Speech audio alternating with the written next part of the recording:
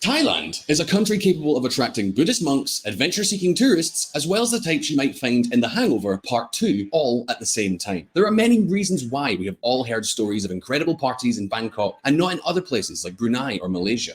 Reasons like this one. Thailand leads Asia in legalizing medical marijuana. Next shark. Thailand may become first in Southeast Asia to allow same-sex unions. Japan. God damn it, Thailand. But guys, I've been to Thailand like twice right now. It's so much fun. And times. Oh yes, beaches, marijuana, LGBT rights. Thailand seems like the Asian version of California, but with a monarchy and one that is a little bit easier on the wallet. Wait, you guys are saying it's blurry? It's not blurry. I'm doing 1080p. However, lately, Thailand is in the news for headline. Okay, guys. So this is what I knew that the Thailand protests were happening. And I was like, oh, yeah, you guys go. Like, I was in Thailand. I was like, this is like authoritarian regime. And you can't criticize the king. The king seems to be like full of himself. And this is it's illegal to criticize the king. People have been in jail for a long time for just saying something offhand about the king. And this seems stupid. And I've been, for years, I knew about how ridiculous it is, especially this new king, which is there's so much to make fun of the new king, and people are not allowed to make fun of him. I was like, yeah, that's stupid. So I was like, when I heard protests happening, I was like just like in the back of my mind, I was like, yay, I hope you succeed. That's stupid. I'm against theocracy and against all that authoritarianism. And I always hated the fact that Thailand was like this authoritarian regime. And finally, the Thai people are doing something about it.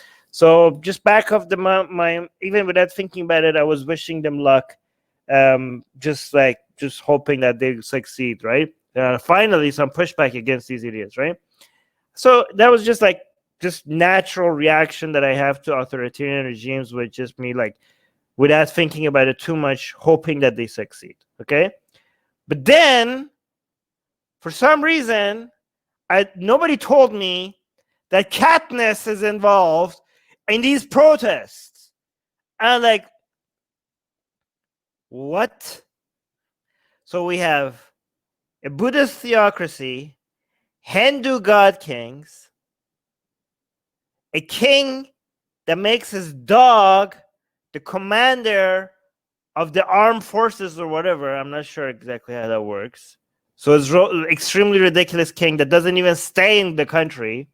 And Katniss as a symbol of resistance against the kings. Like, what the hell? Why are you guys not telling me about these events that are happening around the world like this? I was like, I am now in favor of these protests. I am heavily invested, and I wish, they need to win. Do you guys know the reference? This is in Bangkok. I've been here. I've been on these stairs. I mean, there's technically a whole million of them, so I don't know if I've been on these stairs. But I know exactly this is like goes through the central like shopping area in Bangkok, I think. But guys, do you guys know the reference here? Yes, you do? No, not Inglourious Bastards. Seriously? Come on, guys. Yes, thank you. Hunger Games, Katniss.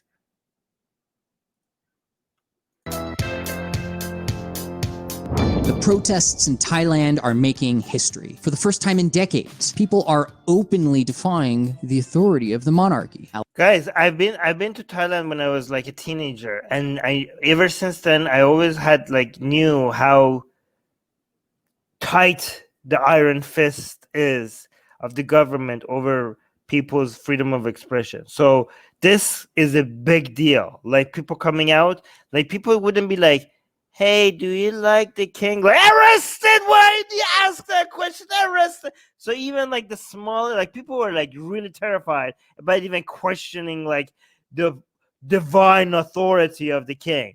All right. So now we have people openly protesting against him. This is like a huge jump from not being able to criticize him at all to all of a sudden people being in the street and openly protesting against his authority. Like, this is like a major jump. Yes, Mockingjay. How do you guys not know that already? Like, when I said Katniss, is that not like or automatically? Al Jazeera. To give you an idea of what we're talking about, since July 2020, thousands of Thai people have taken Look, see this? Even here. You see this? 3 fingers, 3 fingers. to the streets to ask for a total Look, this is all Katniss. change of regime, change the constitution, reform the monarchy, and hold free. Holy crap. Look, they're walking over their pictures. Like, look at this lady, so cute, just walking over. Guys, I'm telling you, when I was in Thailand, this would have been unimaginable. And just like in public, they're doing this. Elections. Fun fact, instead of raising their fist or hand, Thai people raise these 3 fingers. Yes, Katniss. And yeah, this is straight out of the Hunger Games movie. Yes! More about that though, later. But let's get back to our story for just now, because Guys, when I'm telling you, okay, class in session, right? Remember when I get angry when Justin Trudeau comes and says something stupid, or when the president of the United States comes and says burning the flag should be legal? And I think a lot of Americans don't understand how their culture and their news is used as symbolism and seen. Guys, American culture, American music, American movies is taken over the planet in a way that no other culture has. No other set of ideas or values ever since the Cold War. You know, the investment in defeating communism at first was like, hey, look, the capitalism is better. But after that, it just took over everywhere. Okay? And, you know, like, there is the only thing that is now getting close, just slightly getting close to it, is maybe like Korean music and culture and movies and stuff like that. But that's just starting, okay? But American, like, anywhere on the planet, like, I've traveled everywhere, almost everywhere, okay? If you walk into a mall in Paris, in Berlin, in Manila, in Bangkok, anywhere in South America, anywhere in the Middle East, anywhere, okay? The odds are in your favor? No. The odds are that the music... Okay, this person, I'm gonna block him. This person was spamming. Should I block him or give him a timeout? I'm just gonna... Let me see. I'm gonna put you on timeout. Next time I'm gonna block you. Okay? Next time. Wait, is Fatima an admin? Yes. Thank you. Good. What was I saying? Yes. The music that plays is very likely to be American. American music. The movie, like every country, when you go to the cinema, right? There's either American movies or local movies that most people watch.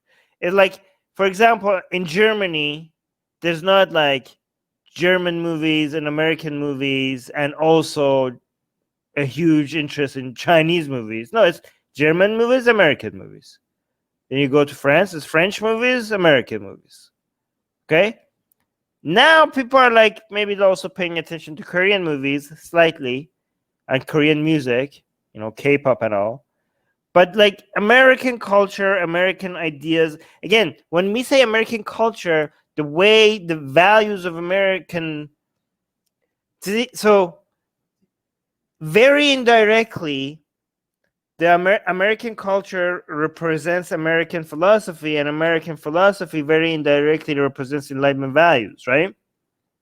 So when you have like Katniss going out and fighting against authoritarian, for freedom. I mean, the idea that this movie is popular in the United States is because it's a country that is against kings, against authoritarianism. I mean, these are products of Enlightenment values, or else this whole rebellion against authority wouldn't be this popular. It wouldn't sell if it wasn't popular, right? So I know there's like 6 degrees of separation, but very indirectly, like the American music has a lot of influence from it's very much influenced by individualism, by being independent, by being yourself, by not letting the society tell you how to behave and be like. And again, if American music is popularized in other places, these values are very indirectly being spread around the world. So this is why when we see that the countries that other places, for example, let's say in Iran, right? They're looking at countries like that are supposed to be the symbol of freedom of expression or human rights and stuff, support a country like Saudi Arabia. That's a huge damage to what we consider could have been a better message to these countries, right? When these idiots, half of Trump supporters, is it half? I don't know, are coming and saying, oh yeah, there's fraud in elections and elections have been stolen in the United States. Yeah, this is like, okay, yeah, even in the United States, like elections are a joke. So what are the chances that we're going to have proper elections in Iran? So like, again, all of this hope for democracy, all of this symbolism, oh, like, yo, yeah, in France, burning the flag is illegal. So I guess freedom of speech is not something, even in France, they, freedom of speech is limited. So I guess there's a limit everywhere.